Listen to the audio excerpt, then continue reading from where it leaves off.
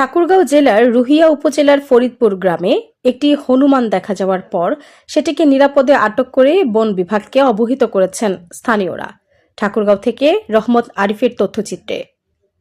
শনিবার দুপুরে উপজেলার ১ নম্বর রুহিয়া ইউনিয়নের ফরিদপুর গ্রামে হঠাৎ একটি হনুমান দেখতে পান স্থানীয় বাসিন্দারা। প্রাণীটি লোকালয়ে ঘোরাফেরা করায় কোনো ধরনের অপ্রীতিকর ঘটনা এড়াতে স্থানীয়রা সতর্কতার সঙ্গে সেটিকে নিরাপদে আটক করে রাখেন।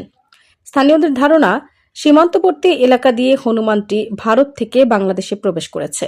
তবে এই বিষয়ে এখনও বন বিভাগ বা সংশ্লিষ্ট কর্তৃপক্ষের পক্ষ থেকে আনুষ্ঠানিকভাবে কোনো নিশ্চিত তথ্য জানানো হয়নি।